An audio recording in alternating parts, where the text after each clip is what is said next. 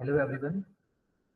You can wait just for 2-3 minutes more, so other participants can also be joined. Then after we can start.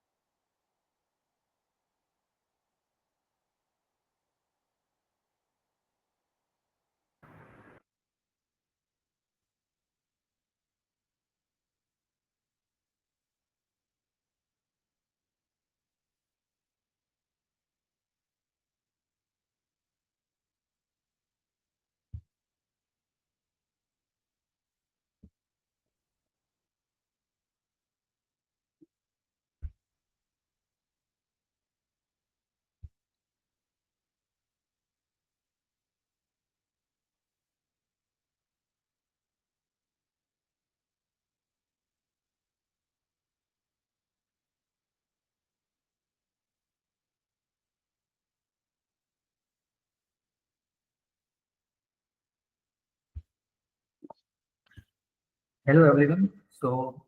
We are going to start today's session for Abaqus webinar. Uh, so first of all, a very warm welcome to all of you joining us from around the world. And like before that, Vaibhav, am I audible properly? Yes, you are audible. Okay, thank you. Okay, hello everyone. Welcome to all of you joining us from around the world. And we are delighted to have engineering students, research scholars, and working professionals also from many countries participating in today's webinar. My name is Mike Panchal and I'm the co-host of representing the PIGSO learning here. So thank you for taking the time to be with us for these exciting sessions. The title is around Introductions to the User Material Subroutine UMAT in Abaqus and Applications to Geotech and Structural Engineering. For those who may be new for us for the PIGSO learning, so it's a leading provider of advanced engineering training focused on simulation and analysis tools like Abaqus. Our mission is to empower learners worldwide by bridging the gap between academic knowledge and practical engineering skills, helping you excel in your career and research also. Before we begin, a few quick notes about that. So make sure your audio is working properly and mute your mic also. Feel free to submit your question anytime in the chat box. We will address them during the question answer session. There is options available in the Google Meet also. You can directly drop your questions also. At the end of the class, in question answer session, we can discuss for that. This webinar is being recorded, and a link to the recording along with the supplementary materials will be shared with all registered participants also. Now, it's my pleasure to introduce today's educator, Dr. Vaibhav Mittal, with extensive experience in computational mechanics and finite element analysis. He has helped many engineers and researchers master in Abaqus software, especially advanced features like UMAT user subroutine. Today, he will guide us through the fundamentals of UMAT subroutine and demonstrating its powerful applications in geotechnical and structural engineering. Whether you are new to Abaqus or looking to deepen your expertise, this session is designed to provide valuable insights and practical knowledge also. Now, without further delay, I will hand over to Dr. Vaibhav to begin his presentations. Dr. Vaibhav, over to you. Thank you, man. Thank you for the warm introduction. So, good evening, everyone.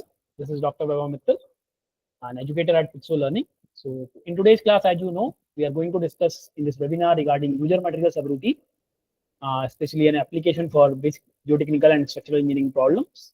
So today, basically, what I am going to do, we are basically discussing regarding an introduction, like how we can do a modeling, what are the basics of UMAT or subroutine which we are using in Abaqus. So basically, why is a need of using a subroutine in Abaqus, why it is required. So we all know, whether you are a geotechnical person or you are a structural person, we want to simulate any kind of analysis. And in analysis, what is required? So basically, we are requiring few things. So the basic of finite element is, we will apply certain amount of displacement. Corresponding to that, it will try to calculate a stiffness, means global stiffness matrix. Corresponding to that, you will get your load, or if you are applying a load, it will give you the deformation, its stress strain behavior, how it is coming, that it will show. But all these things are being dependent on one thing, that is your constitutive relationship. Constitutive relationship means how you are going to model, how you are going to show the behavior of your soil or structure in a finite element investigation, whether you are using any kind of software. So in every software, whether you are using any finite element software, there are certain material libraries which are providing, means default material libraries are available, which can help you to provide certain parameters. You can perform certain kind of study.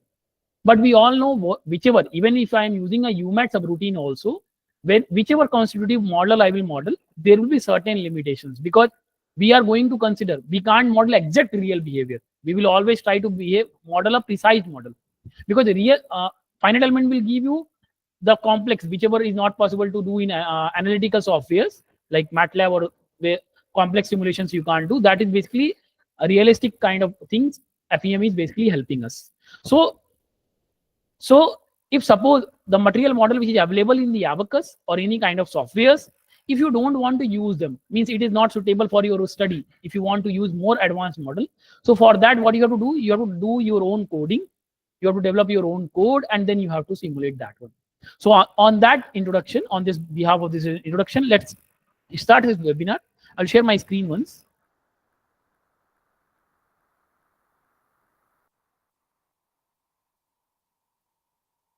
Is my screen visible to all of you? Please confirm once. Yeah. Yes, it's visible. Okay. So as Mayank has already introduced regarding today's topic, so I'm just moving towards the topic. This is a small introduction regarding me. So I have done my PhD in seismic soil electrical interaction from Central Building Research Institute, Roorkee, and I hold a 7 years experience in various experimental as well as numerical investigations. More details you can find in my profile, which is directly available on Google. If you will search me, you will get these things. So let's come to today's webinar topic. So what we are going to do, discuss regarding what is the overview, because not only UMAT, there are various other things for which we can do a subroutine. Means what are the available options we can use for a structural problem or a geotechnical problem? What is that? And how a basic, means if I suppose I am doing a modeling using a UMAT or any subroutine, how it will move. So what is the basic flow of subroutine, that we will discuss. Then we will come to basically UMAT. And UMAT, as you all know, those who are using Abaqus, they might be knowing that Abaqus consists of two things: Abaqus standard analysis, Abaqus explicit analysis.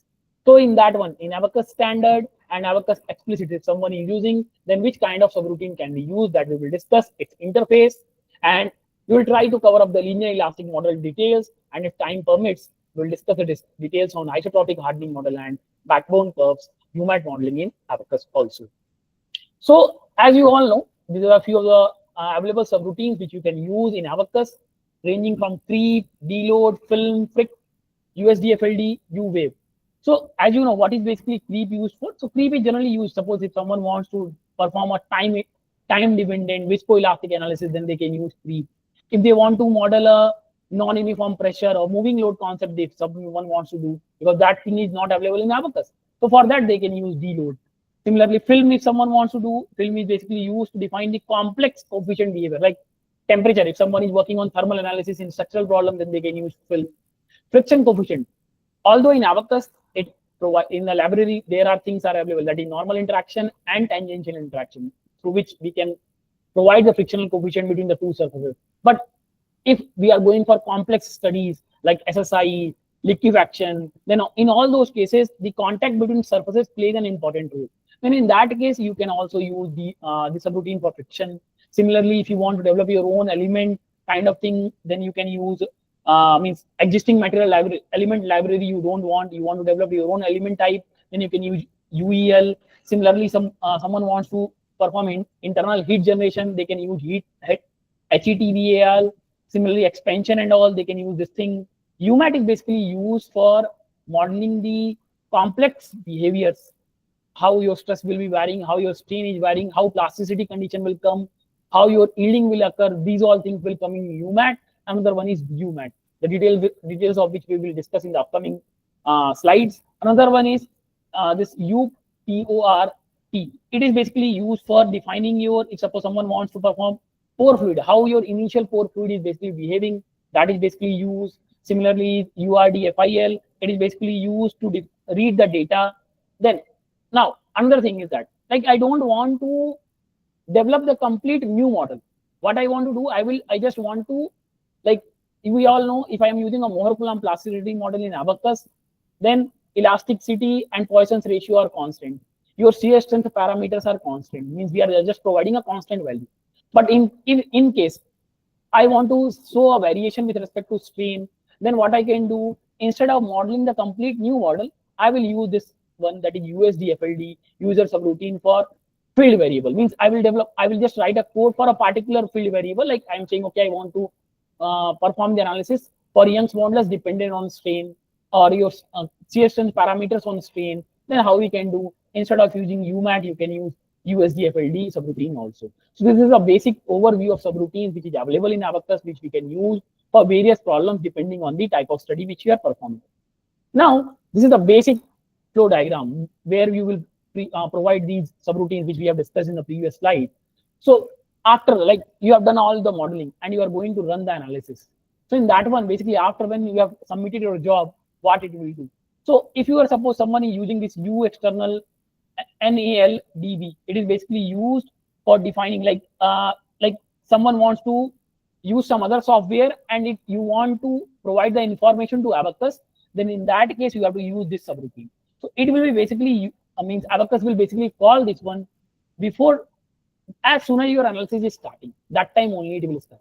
And then you will define your initial conditions, like, okay, is it your initial void ratio is this one, or your initial excavation is something kind of this.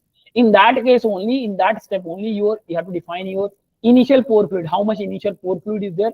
So for that you can use this one. Then your step analysis, like someone is performing static step analysis, someone is performing dynamic implicit, someone is performing explicit analysis.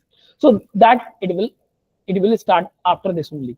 As we all know, FEM is basically an iterative study. Whichever, either you are going with implicit model, then it will go for iterative phenomena. If I'm going with explicit method, then there will be direct solution. So there again, as you will start the increment, again it will call you the, like, because if I want to provide the information from some other software, here only it will call you. Now, where UMAT will come or other features will come. So basically, whenever, as you all know, UMAT is basically used, or all other whichever subroutine I'm mentioning, like USDFLD, creep, it is basically used to define the stiffness, because the major aim of FEM is you will be applying your load or you will be applying your deformation or displacement, sorry. You will be applying your displacement condition, boundary condition, everything will be there. But to calculate the stress strain behavior, how your output will come, it needs the stress strain behavior, means how your soil is going to behave, how your structure is going to behave. So for that, it wants to know the stiffness matrix. So in this step only, this all figures will come. That is creep, friction coefficient, element, which type of element you want, or expansion if you want to model, or USD, FLD, or UMAT. Because once Abaqus will know, any finite element software will know what is my stiffness matrix is available, then it will apply the loads. Then in loads, suppose someone wants to perform non-uniform pressure, then their deload will come. Heat transfer is there, then HETVAL will come. So like this. So this is a common overview. After this, suppose now it will solve. We all know P is equal to K delta. This is the basic equation from which we used to get either deformation or load. So basically it will see whether it is getting converged. If it is getting converged, it will write the output. If it is not getting converged, it will again do this iteration. Again, from here, second increment will come. So as you will see, if you are working on Abaqus, you will see it will show you are given like your dynamic analysis you are doing 10-second data. So the step will show in job file for 0.2 second, 0.25 second. If it is getting failed, then it will reduce the step time. So basically it will check the convergence. If convergence is okay, it will write the output. If it is not okay, then what it will do, it will go for again next increment. Now there may be multiple step analysis also. Then in that case, once this step is over, then again it will go for the next step. So in this way, basically this is the basic overflow of subroutine. Whichever subroutine you are going to use, this is the basic flow diagram you have to follow. Basically, this is the flow diagram, which is how Abaqus is working in its constitutive relationship. Now, so as I mentioned, that if someone is working on UMAT or VUMAT, so we all know Abaqus is having two features. One is Abaqus standard, another is Abaqus explicit. So if someone is performing the study on explicit analysis, so where you will use explicit analysis, suppose someone is working on continuum Eulerium Lagrangian study, CEL. Nowadays people are working on CEL models. So for CEL models, you can't do the analysis in implicit mode. You have to do that one in basically explicit study only. And in explicit, if I have to develop my own model, then for that I will use user subroutine VUMAT. If I'm working on standard software, Abaqus standard, then I will model my code in UMAT. Basically in Abaqus, this UMAT modeling or VUMAT modeling is done in Fortran. You have to use Fortran software. And how we will compile this one? So there are certain steps which you have to follow. Like you can, depending on the version, like suppose if I'm using a version of Abaqus 2022.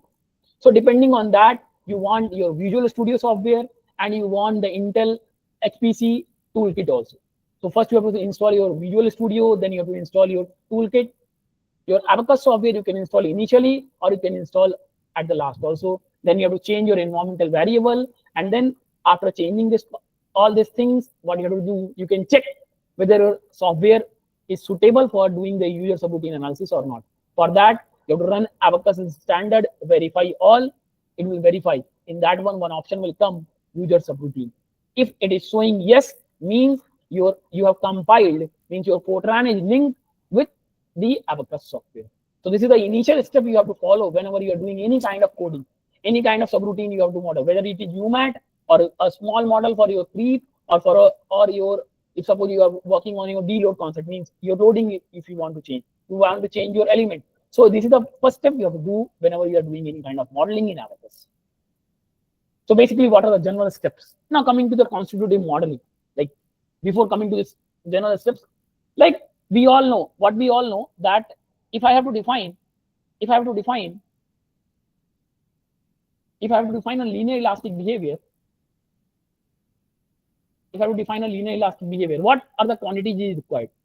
So I require its E value, its mu value, and the density of the structure of the soil. So basically what we are doing in linear elastic behavior, we are basically considering the load, means if suppose this is stress, this is strain. So what we are considering that once the load is basically removed, the material, whether it is a structure or whether it is a soil, it will come in its original state.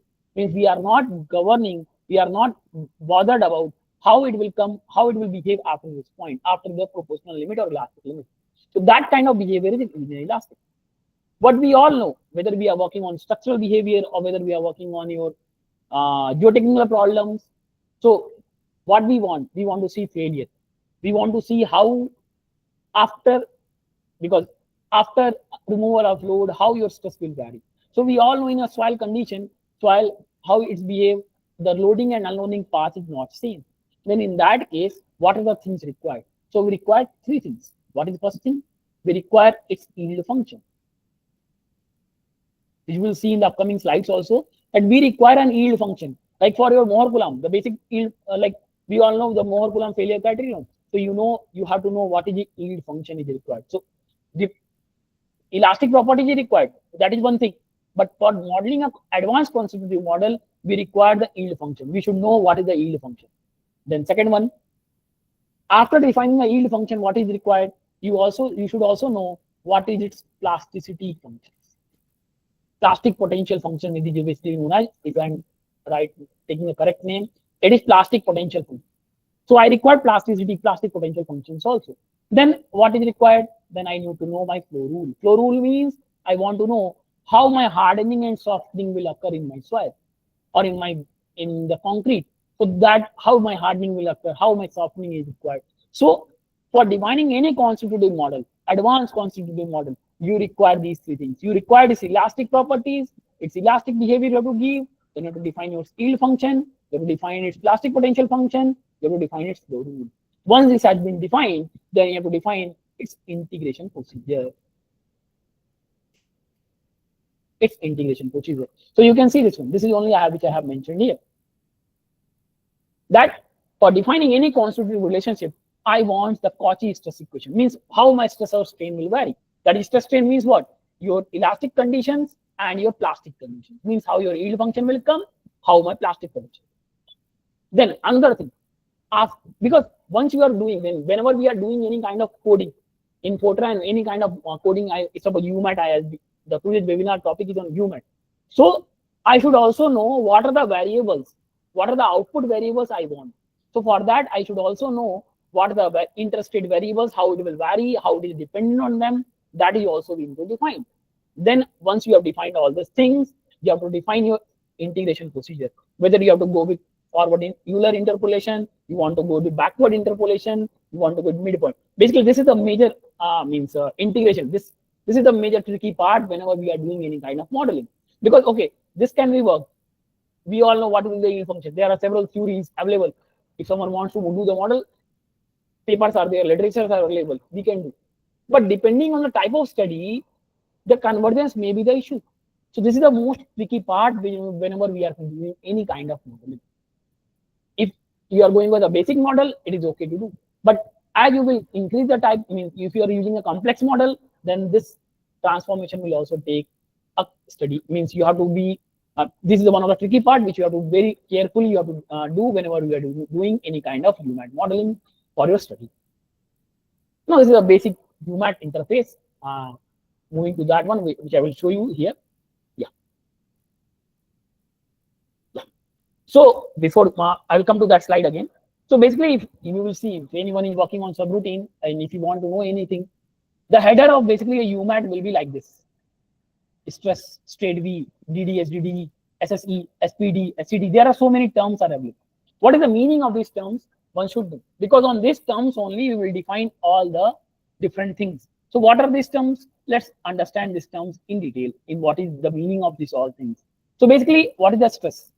Stress means if you are defining a stress, means it will basically, this array will basically contain the current stress tensor component, because we all know stress is a tensor quantity. So basically, if I am going to use the term stress in anywhere my code, means what Abaqus will understand through this code, and how my stress component is going to vary. This will help me to define my stress component. Then, as I mentioned, state variable, that is state V, means whatever kind of, whether I want deformation, I want my plastic strain.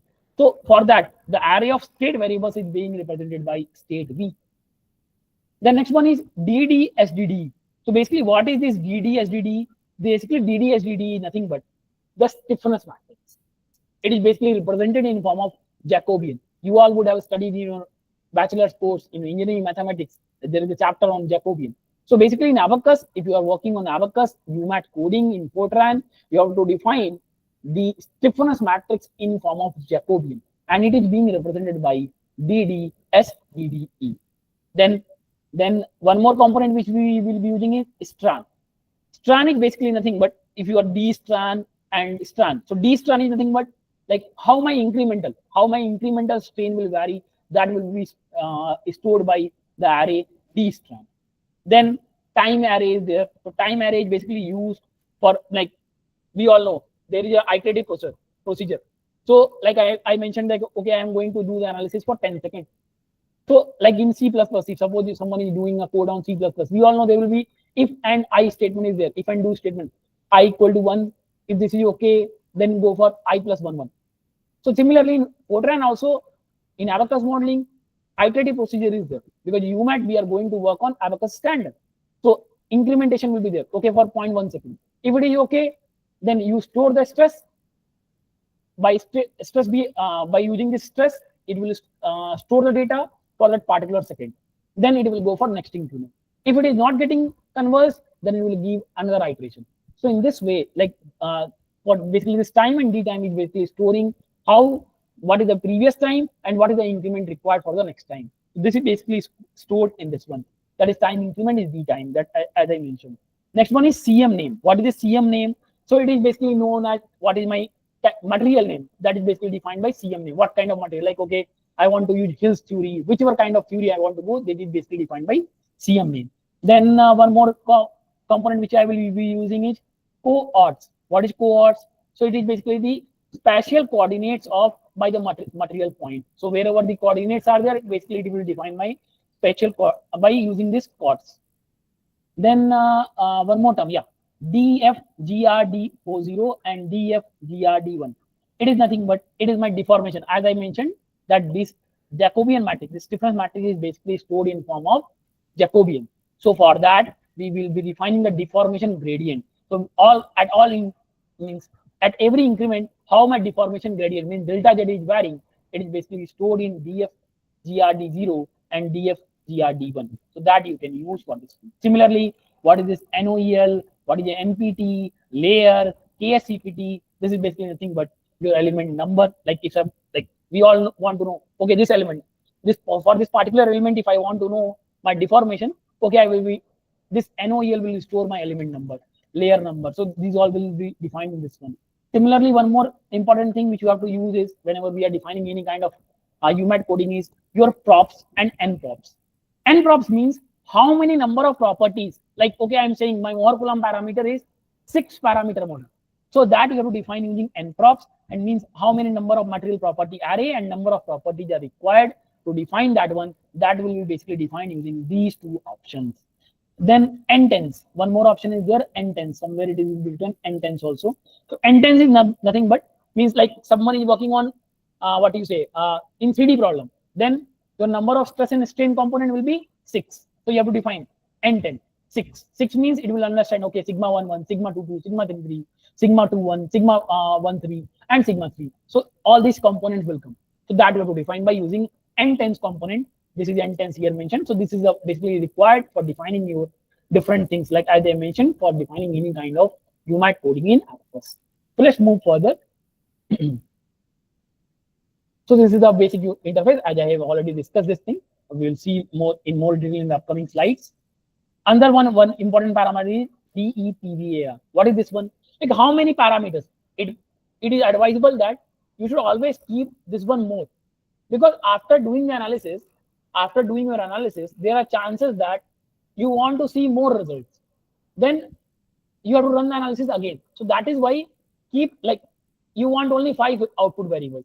Keep 8, keep 10, because after running the analysis, you may require other variables also. So that is why DEPVAR, it is means basically kept more than, means if the requirement is 3, keep it more only. If it is, you are sure, okay, I don't want other than these 3 results, then you can keep DEPVAR as you want. Okay. Now, moving further. So as I defined this one, So DEPAR is the option is used to allocate the space at each material point for solution dependent state variables. Okay. Now moving further. So this is the following quantity as I mentioned previously, that is the quantity which I require. I require my stress, I require my strain behavior, because I want to define a stress path for your soil, how your stress is going to vary, how my increment is going to occur, how my total increment will occur for time, how my material constant, what are the different constants that you have to define. Then for different types of elements you have to define. So these are the UMAT variables you have to define whenever you are doing any kind of study. These are the various, as I mentioned, that okay, you want material Jacobian, that is basically in form of DD. Then these are a few things which we will be using for calling. Like if I want to call something, I will be using these things: SINV, Spring C, SPRIND, ROTSIG, and anxiety. Like mostly I will be using ROTSIG. ROTSIG is where we will use ROTSIG. Like you want to change the orientation. As you all know, in Abaqus, the default depth of the soil is in that direction. So if I want to change the orientation of my tensor quantity, then I will use ROTSIG. Similarly, if I have to define, means there will be different steps of analysis will be there. So if I have to recall my previous stress tensor or strain tensor, then I will be using this Spring C and Spring D. So depending on the type of modeling, the coding, different types of utility routines will be used in UMAT. Now, as I mentioned that you will be requiring N10s. N10s means what? I will be requiring how many numbers of quantity of means your vectors in which, whether you are going for 3D problems, whether you are going for 2D problems, plane strain condition. So depending on that, you have to define them. So like plane stress, if you are going for plane stress condition, then okay, your N10 will be 3, sigma 11, sigma 22, and sigma 1. If I am going on plane strain, then this will be the condition. For 3-dimensional, as I mentioned, if I am going for 3D study, then your N10 will be 6, because in that case there will be 6 components: sigma 11, sigma 22, sigma 33, sigma 12, sigma 13, sigma 23.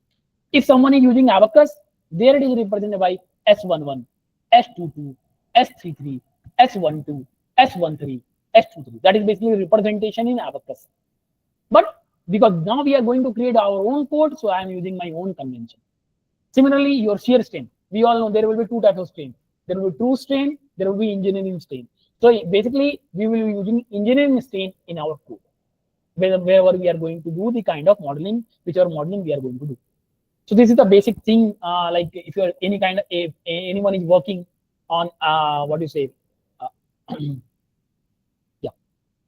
any kind of modeling if you are doing in Abaqus. So this is the basic utilities which we have to use. Now where you will provide this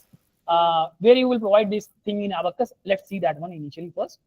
So like suppose you have defined your UMAT, means your code is ready.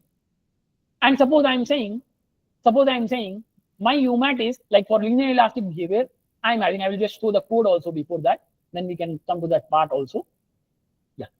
So like here you can see for a linear elastic material, I am defining 2 code, means 2 properties. E prop 1, mu prop 2.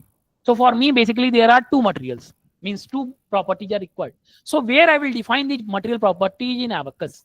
So for that, what you have to do, go to the Abaqus, go to the property module, go to strain behavior, and in this one, in general, you have to use user material.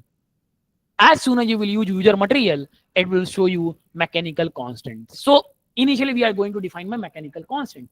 So like in this case, you will see my material model is of 2 corp, means it requires 2 things. It requires E, it requires mu. So what I will do, I will only define, like if I am defining here, suppose I am saying a random value I'm writing 1000. I will add one another row here. And here suppose I am writing 0.2. So what it is understanding from 1, because as I in the code what I have mentioned, prop 1 is E. So if you are interchanging, like by mistake what you have done, here you have kept 0.2 and here you have kept 1000. What Abaqus is understanding, E is equal to 0.2 and mu is equal to 1000. So that is why whenever you are going to use UMAT and whenever you are going to assign the properties in the property module, keep this thing in this mind. This is the common mistake which people used to do. That the order of mechanical constant they have defined in the code and here may be different. So that you should not do. Whenever you are going to define the values in the mechanical constant, keep the code on your side and check, okay, what is the sequence of my material? Okay, my property 1 is E, so just ensure my property 1 should be E only. My property 2 is mu, so you should ensure your property 2 is mu only. Similarly, suppose you are working on more Coulomb, then it will be 5-parameter model. If you are working on isotropic hardening plasticity, this will be 6-parameter model. For backbone cup, slowly I will come to that part also. So these all things will come here only. Then again, as I mentioned, I have also defined how many field variable I want. That you have to define by DPAR. Means how many solution dependent are there? Okay, 13 may be there, 14 may be there, 10 may be there. That you have to define here only. Just keep this in mind, because after running the analysis, you can't define more variables. That is why you have to keep this thing here. And how many number of means output, how many number of output you have to define. So these things, these are the things you have to define before compiling. Means once you have defined the code, you have to do this thing in Abaqus also. After this, what you have to do, I'll just unsave this one. You have to go to step. You have to go to this field, create field output request, and click on create. So since because there is no step, I will just define one step, random step only. So we have to just define one random step. And here you have to go to this field output behavior and click on create, or you can just, you can click on create, click on continue. And here you have to select, you can see here, your state field variable. So I want SDV, solution dependent state variables. I want my predefined field variable. That you have to select. If your code is basically working on how your failure is occurring, so for that you should select status, and you should also select status XFU. This is basically used if someone is like, for your masonry wall, I want to see how my failure is occurring, how my hairline crack is going to occur, how my dam is going to get failed due to some earthquake or some water pressure or hydraulic loading. So for all those things, I have to turn on these things also. This you should ensure before running the analysis. Once you have done these things, what you have to do, you have to go to the job module, and in the job, when you have to click on create, click on continue, and here in general, here you have to define, you have to call your code. Means once you will open this one, if in the same profile, if you have saved the code, it will show you by the extension .for. You have just open that one, and you have to save this one and click on OK. Then in that way, if the Abaqus is basically compiled, that I mentioned as that, you have to go to Abaqus command window, you have to go to search bar, search on Abaqus command, and search type there Abaqus standard verify all. It will verify all, and in user subroutine, one option will come, user subroutine. It will show you pass. If it is showing pass, it means if it is showing pass, it means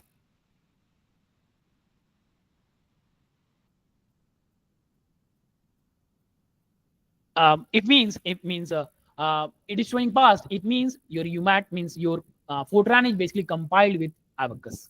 If it is showing failed, you have missed some step. You have to do this step again. So just ensure this thing before running the analysis. Another thing is, once you have done the UMAT coding, don't run the analysis directly. Before that, you have to do two things. You have to do the calibration. How you will do the calibration?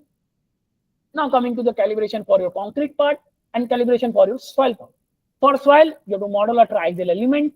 You have to apply cell pressure, and then you have to see, like after performing triaxial testing, you will be having Mohr Coulomb failure, Mohr circle graph.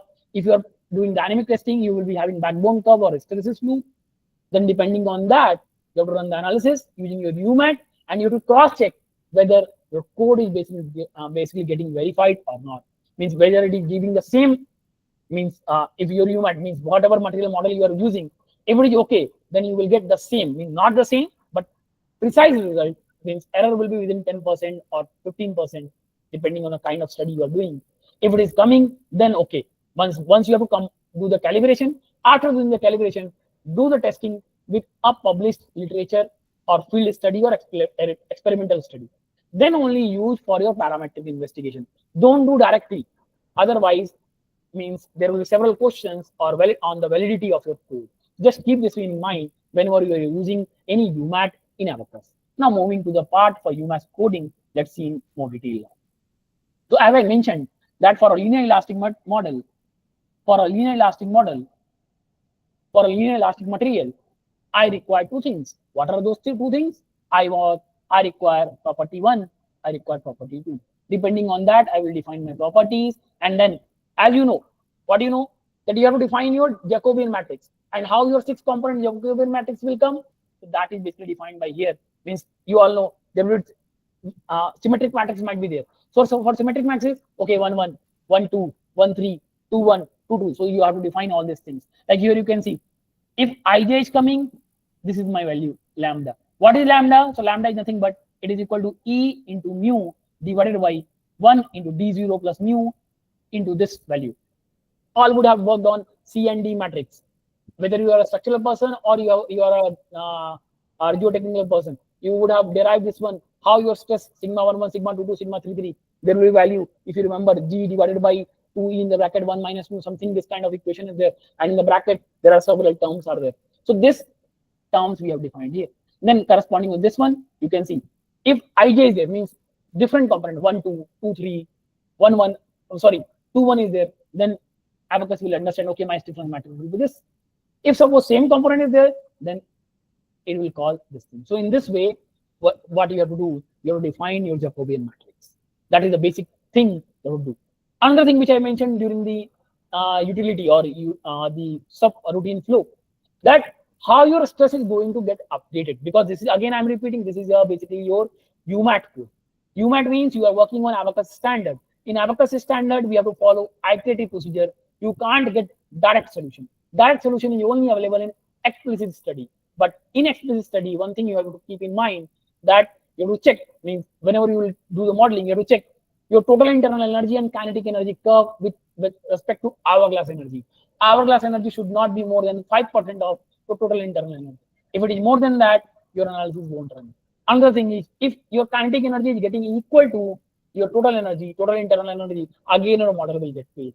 So since this is an implicit model, then UMAT we are using, so we have to define your updation, means how my stress will update at each increment. So that we have defined. Like the new stress will be the old stress plus the incremental strain. As I mentioned, the incremental strain you have to provide. Depending on that, in the calculator you can see the final stress will be the initial stress plus the Jacobian matrix into the incremental strain. Correspondingly, you will get your stress strain behavior and you will get your results. So in this way, what you can do, you can, although it is directly available, but this is the basic for learning how you can do a linear elastic material. Similarly, if suppose someone wants to do the modeling for a VUMAT code. VUMAT code, same thing is there. This is but just the what you say, your interface is changed. So this is my interface, and way of writing is basically changed. So way of writing here you can see. Here also, if you will see, there also we were defining two things, E and mu. But as you know there, here you know that this will give you a direct solution. So here what you can see, instead of providing Jacobian matrix, what we are doing, we are using the term for stress increment, this thing, D stran and these all things. We are not providing the what you say, your Jacobian matrix in that form. So instead of that, we are providing this one loop over the material point. So basically, why this C all, why we have used this C terms here? It is because once you have done the code, if you want to recall that what kind of change is there, so that is why it is advisable that before writing the Fortran code, you should write C here. Means C here means it is not basically doing any kind of coding. It is basically giving the information that, okay, after this, I'm going to define this thing. After this, I'm going to define this thing. So that is basically the habit you should do whenever you're defining any kind of Fortran coding, means UMAT coding in Fortran or VUMAT coding in Fortran. Just keep in mind, before doing any new thing, give a highlight by using this CC command in Fortran. Now on to the more advanced model. Like as I mentioned previously also, that to define any advanced constitutive model, what I require my elasticity equation, I require my yield function, I require my equivalent plastic strain or plastic potential function, I want to know my flow rule and my integration procedure. There are 5 things which I require. So depending on this, like in this webinar, I bought one of the code which I have used in my PhD program, in my PhD thesis also. There is the details of, if you want to know more details on that one, you can see my papers also. You can visit my profile and you can get those papers directly, where we have defined what are the different stress strain behavior and all we have done. Those things are mentioned in that paper also. related to laminar shear box. One paper is there, and one on means if you are using different concentrated model, how your means someone is working on elastoplastic model, someone is working using equivalent linear model, someone is working with fully nonlinear soil behavior. Then for that, how your constitutive relationship will change. You can see that one. It is already available. Otherwise, you can contact on my email, which you will see in the last when this presentation is over.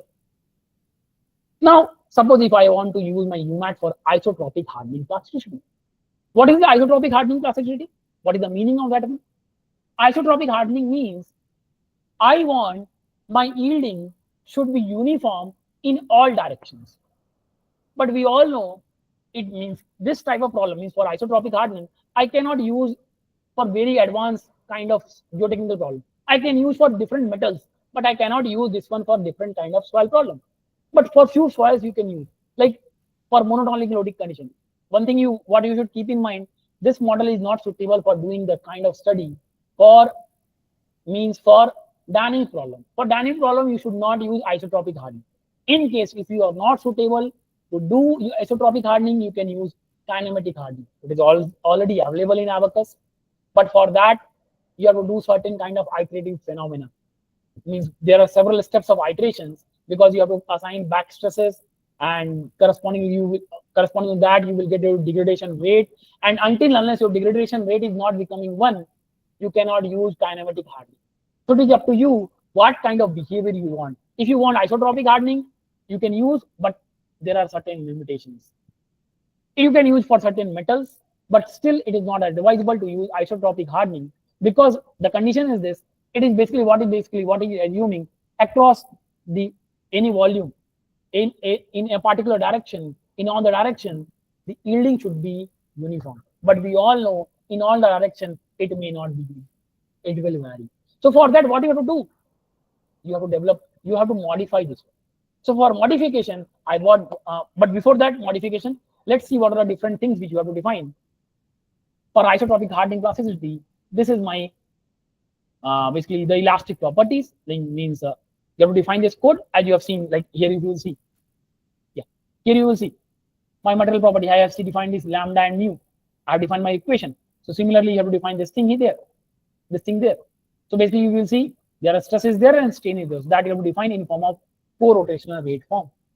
Then, because as you know, because here advanced model has come, instead of directly going for basic representation, we have gone with tensor representation. That is why rate form we have given. Then what you have to define? You define its yield function. So the equation of yield function is this one. Your plastic strain function is this one. Your flow rule is this one. So it is up to you. Means how to define these things. We'll see this one with another example. But these are different equations which you have to use in your UMAT for your isotropic hardening. Similarly, this is the integration procedure. So basically, as I mentioned that the isotropic hardening is what it is assuming. It is basically assuming the strain or yielding is uniform across all directions. So basically, the failure pattern or basically the integration procedure is as per the von Mises stress criteria using backward Euler method. This is the basically two things, the integration procedure which I have to use in anisotropic hardening plasticity. But as you know, this method, this plasticity model is not suitable for mostly different kind of soil problems or structural problem what we can do. Because in nowadays, what we are surrounded by dynamic problems. Dynamic problem means either flood is there or earthquake is there. So you will see frequently, if you will open anytime, if you are going to search on Google, any earthquake has come, there will be certain earthquake in some part of the country. So what I want to do, I want to perform a dynamic model. Now, if I have to do the dynamic study in Abaqus, what is the problem? What is the basic thing which we used to do? Whenever we are designing any structure or any kind of soil, what we are doing? We are assuming Young's modulus of the soil or the structure as constant. I am basically this particular from this onward. Basically, I am going to talk regarding soil only. So basically, what we are doing when we are designing any kind of structure for defining any bearing capacity, we are using a maximum Young's modulus of the soil.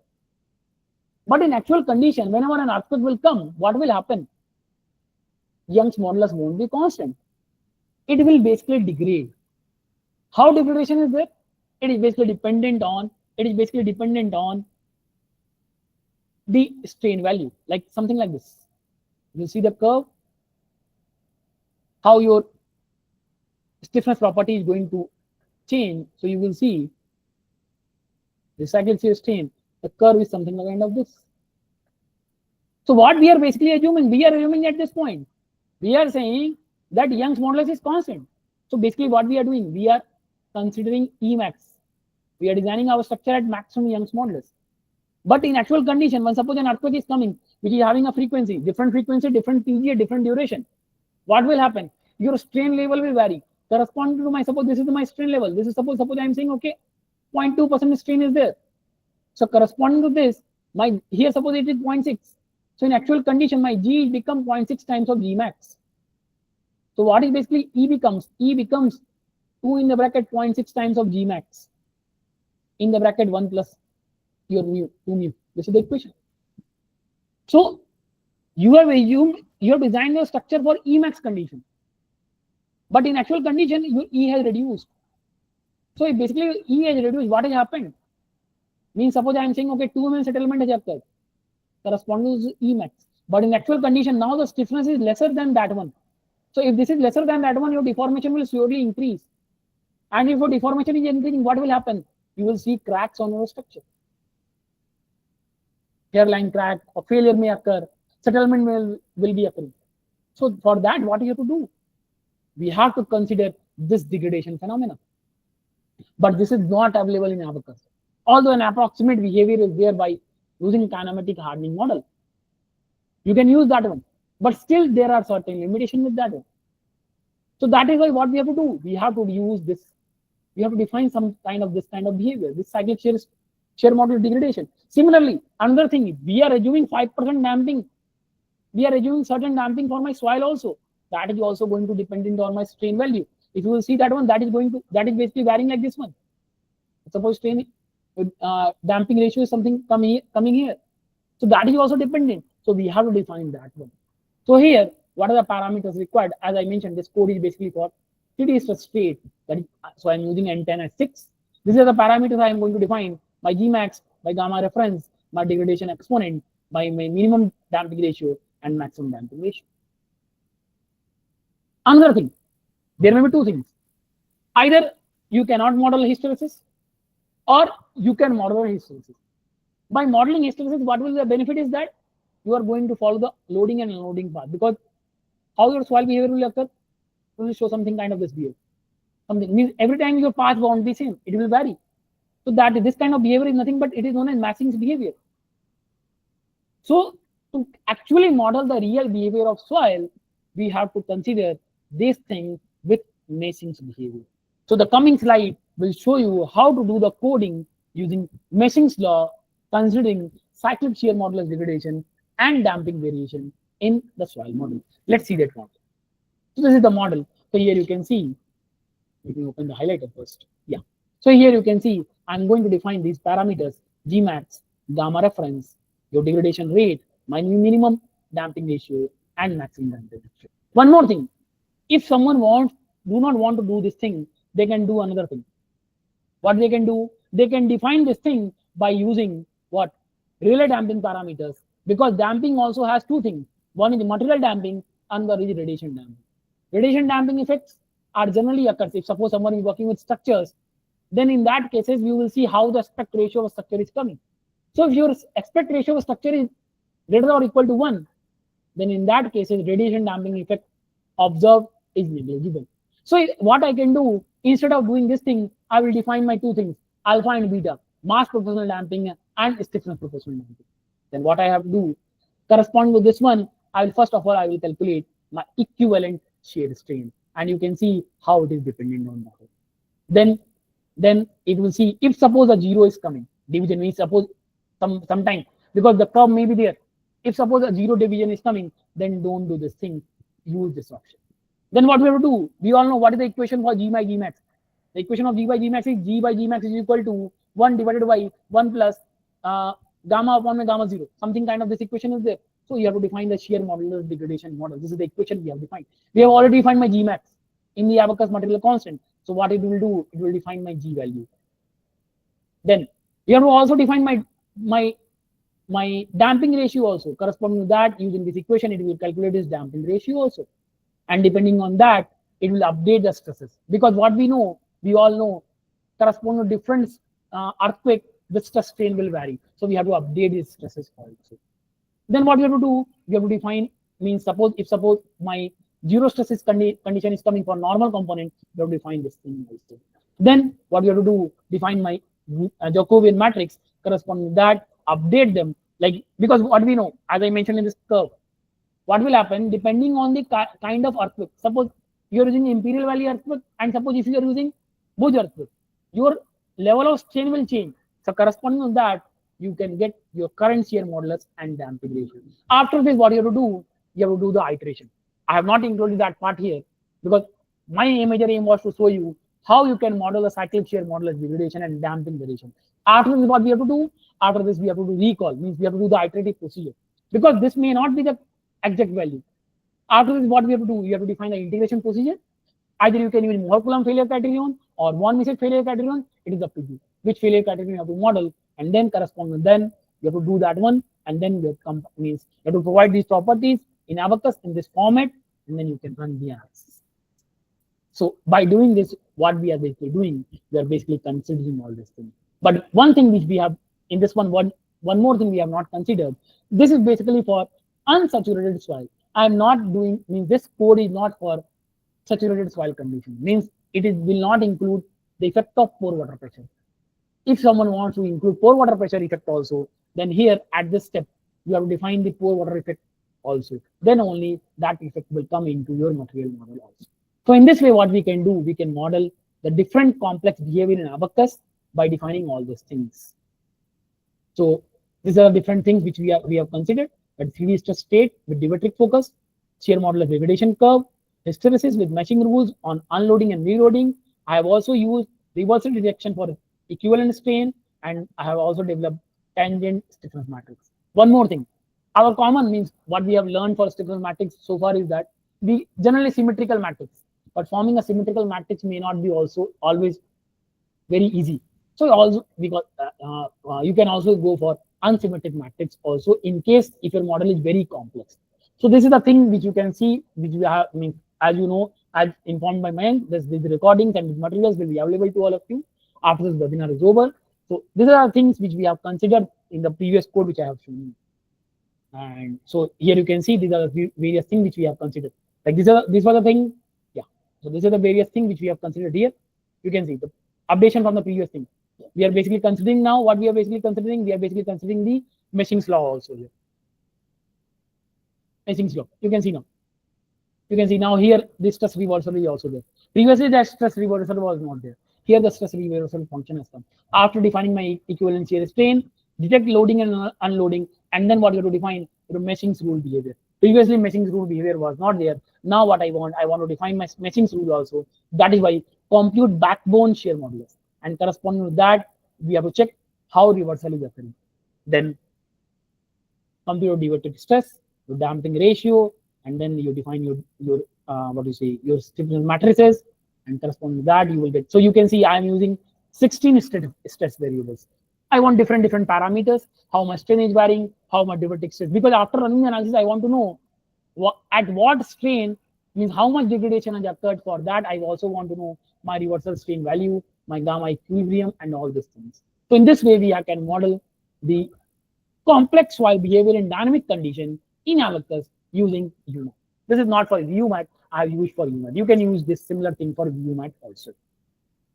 So this is one of the basic. If someone wants to enroll on learning on Abaqus geotechnical analysis training, basic and advanced courses there. In this one, we all discuss all these things in more detail because this is a webinar only, and time constraint is there. So we cannot, means I can in 1 hour. I've tried to give a small talk on how we can use a UMAT. If someone wants to learn more detail on this one, how to do a modeling in Abaqus, we're getting different tunneling problem, dynamic problem, seepage studies, basic foundation problem, whatever kind of studies you want to do, you can. If someone wants to learn that one, they can enroll on this program, Abaqus Geotechnical Analysis Training. This is basically a live training program, and whatever the materials will be there with you, it will be valid for 1 year. It will be available with you, and you will be directly in touch with me for any kind of doubt if you are having. For the, basically, it's 1 or 2 month program is there, depending on if suppose if daily classes is there, that is basically 1 month program. If weekend classes is there, then it is a 2 month. So if someone wants to join, they can join this program also. So thank you all, and this is was the. I hope you all would have enjoyed this session today, and means. For any other details, you can either contact this email ID of PIGSO Learning. We can see this thing. Let's see if, before concluding this webinar, let's see if someone is having any doubts or not. We'll take some question and answers, and then we'll conclude this session. Let me just see if any doubts is there or not. Hello. Yeah. Hello, man. Yes, Virgo, yeah. Yeah. If anyone is having any doubt, they can basically raise their hand, and if any doubt to anyone is there, they can raise their hand. We will provide you make you the contributor to ask any kind of doubt. Anyone? In the chat box also, we have provided the link for our training program also. Anyone wants to do, they can see that also. Yeah. Any doubt to anyone? If anyone is there, they can raise your hand. Yeah.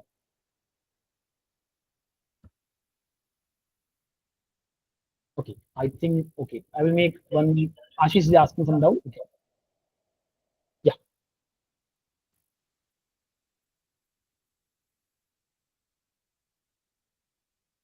Hello, Ashish. Yeah. You can ask the doubt. Yes, sir. Am I audible, sir? Yeah, you are audible. Sir, can you please explain that how to define that solution dependent variables, that is SDV, no? So Yeah. how we define that this number of solution dependent variables should be? Does it depend upon number of properties we are using or number of state variable we are storing? See, two things are there.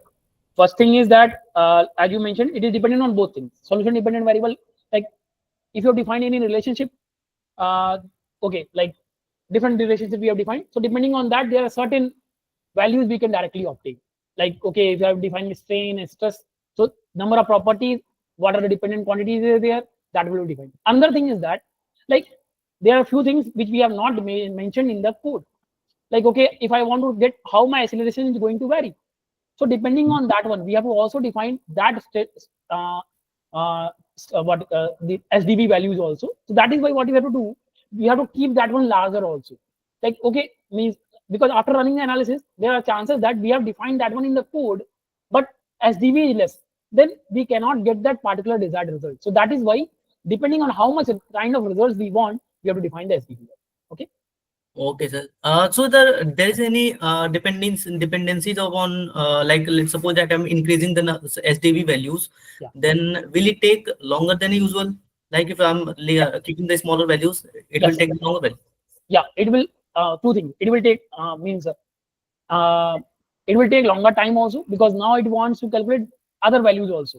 So depending on that, your size of the file will also increase, and your computational time will obviously increase. Right. Okay. Okay, sir. Yeah. Okay.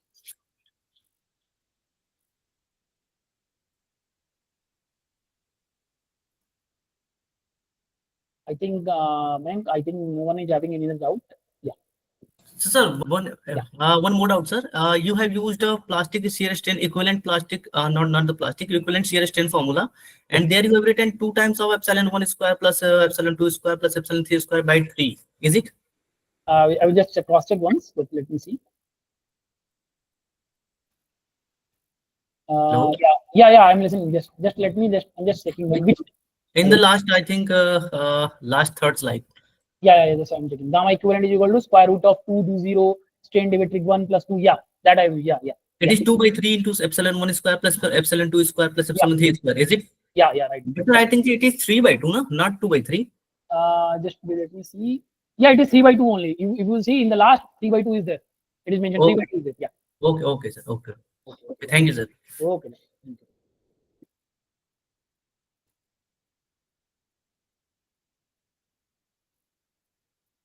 So yeah, I think there is no doubt, and I hope you all have enjoyed this session. So yeah, Mayank, over to you.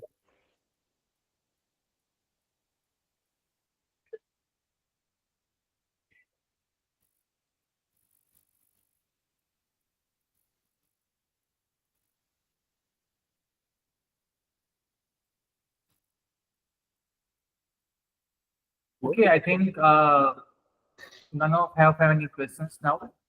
So no worry.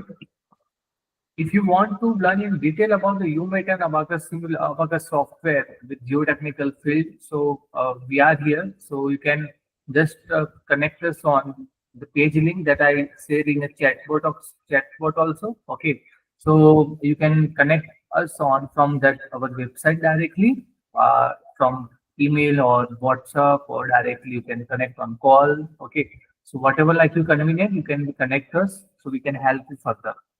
And thank you so much for your active participation actively here and ask your questions also. So yeah. So yes, then Vaibhav. Yeah. So thank you all. Let's end this session. Yeah. Okay. Thank you so much, everyone. Yeah. Have a good day. Good night. Bye.